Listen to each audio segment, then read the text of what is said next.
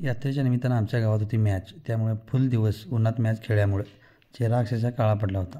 हे बघा, डोक्याच्या तिथं तर पूर्ण काळपट रेष अशी तयार झाली होती. पण यात्रेला तर जायचं होतं. मित्र बाहेर दंगा करत होते, चला जाऊया चला जाऊया. त्यामुळे आवरलो. म्हणून हे बघा, गॉगल जत्रेत लागावं लागला.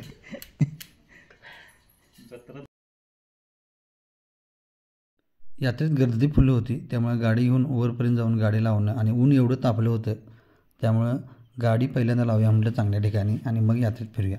कारण पार्किंगलासुद्धा व्यवस्था चांगली होती, पण पार्किंग गावायचं अवघड होतं. मेन म्हणजे ऊन इतकं, उन्हाचा तडाखा यावेळी इतका जोरात सगळीकडे सुरू आहे. अक्षरशः या उन्हानं तरी कंटाळा आणला.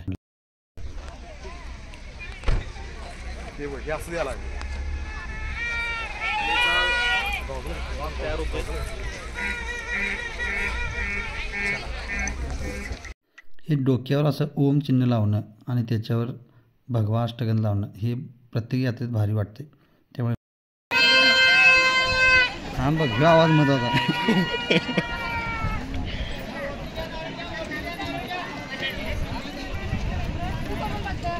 काय सगळे तुझ्या ब्लॉगला सगळे काय सगळं म्हणजे हे असं बाजार हा तुझे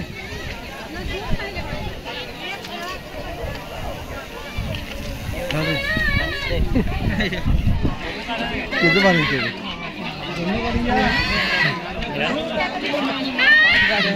वेळ लागली पाहायला माहिती.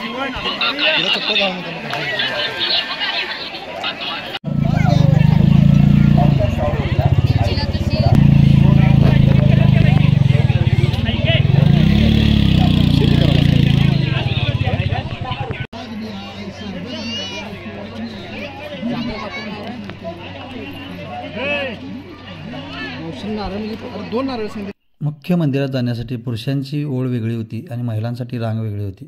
व्यवस्था पण चांगली होती. वर मंडप घातला होता, त्यामुळं उन्हाची तीव्रता वर काय जाणवत नव्हती. आणि तिथे 2 मोठी झाडं असल्यामुळं बरोबर मंदिर परिसरात सावली चांगली येते, त्यामुळे भाविकांना पण त्रास होत नाही. मस्तपैकी दर्शन घेण्यासाठी रांगेत उभा राहिलो आणि तोपर्यंत ह्या परिसराची व्हिडिओ चित्रीकरण सुरू केले.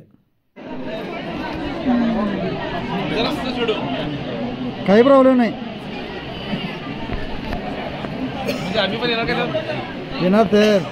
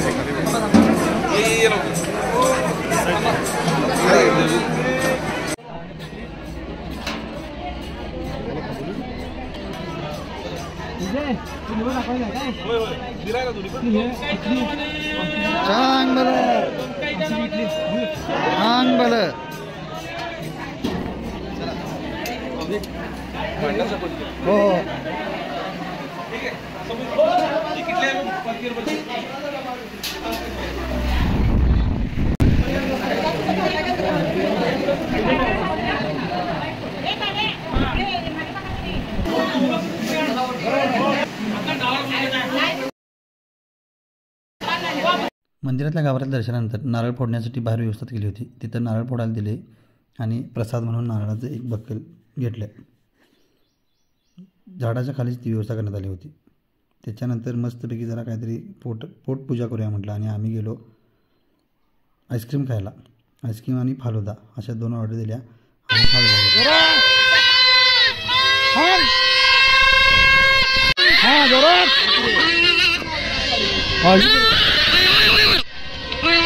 त्याच्यानंतर मित्राच्या खेळण्याच्या दुकानात जरा थांबलो. तिथं बच्चे कंपनीसाठी खेळणी घेऊया म्हटले. यात्रेत बच्चे कंपनी खेळणी नाही घेतली तर एवढा कालवा करता येत, त्यामुळे थांबायला लागला. आमच्या मित्रांनी तिथं रससुद्धा सुरू केला होता. तो रस पण घेतला आणि त्याचबरोबर एका मित्राने तिथं कलिंगडाची सोय केली. नाही 3 सांगा रे, 3 सांगा. हे गेले बिल मिठाचे. मला जरा गाडी मारायची होती, पण भाऊ काय गाडी सोडना, कारण त्याला वाटलं असणार ह्याला काय यात्रेत गाडी मारायचं कॉन्फिडन्स नाही. तिथनं गेलो आम्ही लक्ष्मी मंदिराच्या दर्शनाला.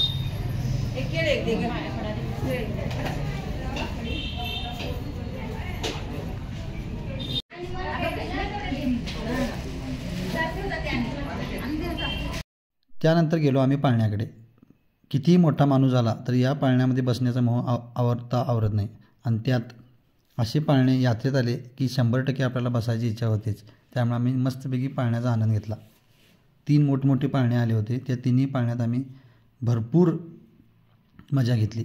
हे पहा, ह्याला काहीतरी झिगझॅग असं म्हटलं जातं. एकदम आमच्या शरीराला तुमच्या असा मोठा एकदम लचका मारला जातो, पण मजा येते ह्या पाळण्यात. त्याच्यानंतर हे 2 पाळणे आले होते. त्या 2 पाळण्यामध्ये सुद्धा आम्ही बसलो.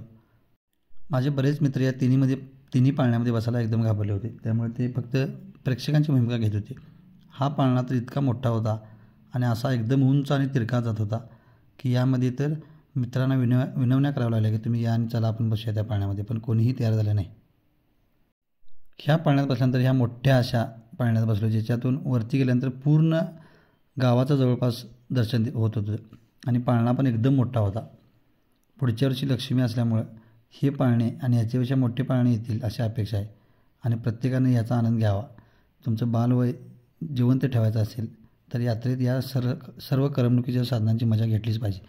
त्याचबरोबर आमच्या गावामध्ये वेगवेगळ्या स्पर्धा पण आयोजित केल्या होत्या.